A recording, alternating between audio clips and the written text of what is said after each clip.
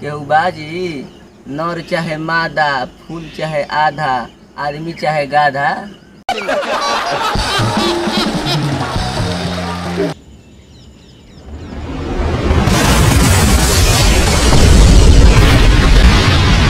रे तोरा बोलने की तमीज नहीं खे।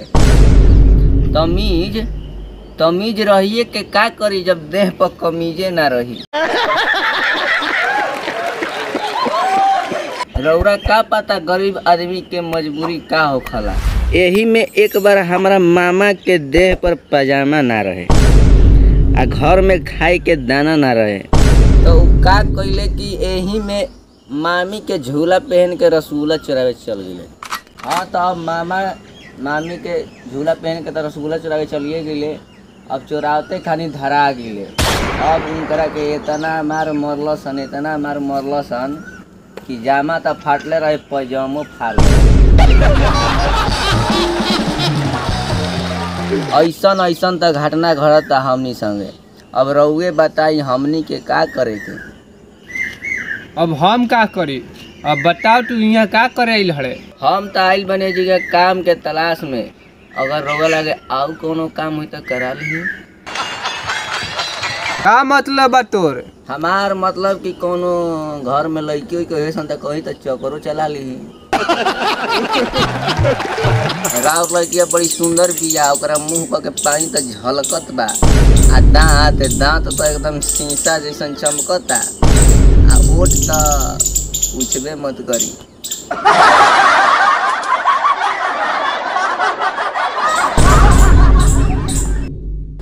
का मतलब कि खाए हम एकदम सुंदर बनाई ना आ ओहू में पनीर तो पूछबे मत करी। जब गांव में कोनो शादी बियाह होला आ जब खाना घटे लगला, मतलब कि आदमी जब खाना खालन आ अपना मौगियों के खियावे लागलन आ खाना घटे लागला, तेने से फोन हमारा भी जाला कि अब हमनी के इज्जत बचा ल।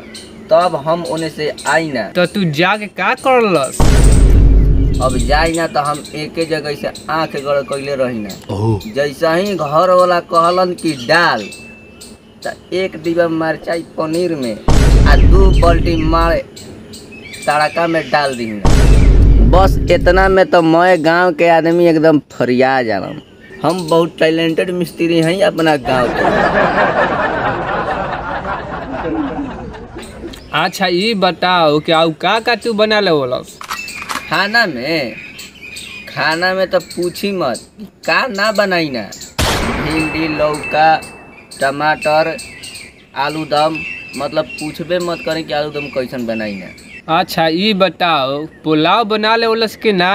का पुलाव के तो नामे मतलब। पुलाव तो एक बार बनल ही रहे पूरा गांव जवार में, उहो ससिया के बारात में आइल रहे।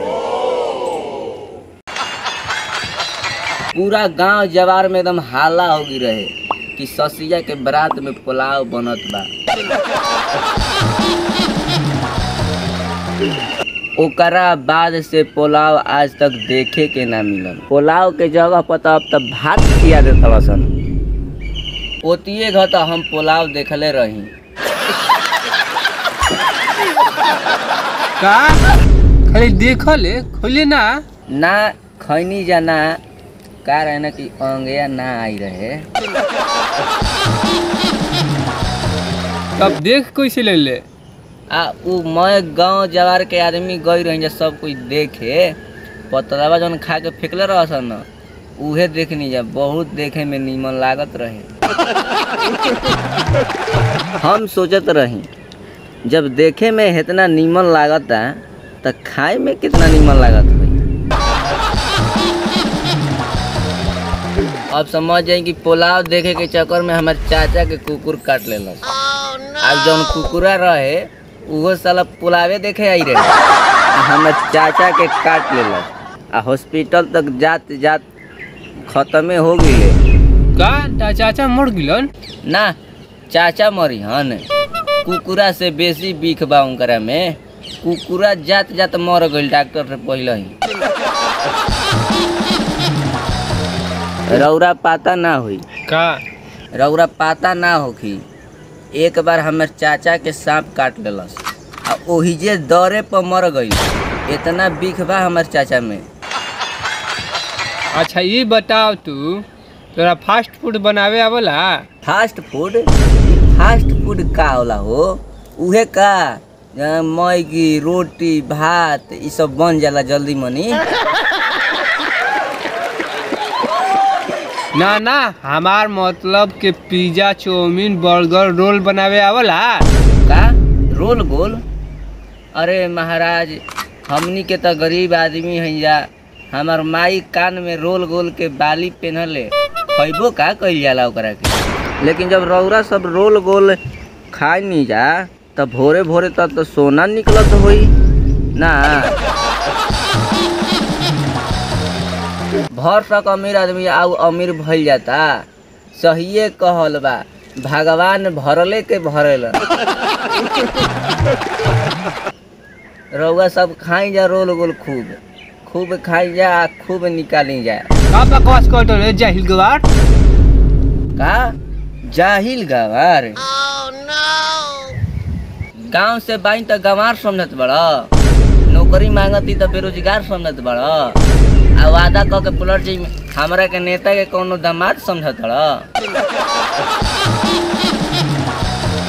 भाग जो यहाँ से, कोनो नौकरी नहीं खे। नौकरी नहीं के तो अपन छोकरिए दे दो, वही से काम चला ले। भाग साला भाग। ना दे दो, नौकरी दे दो।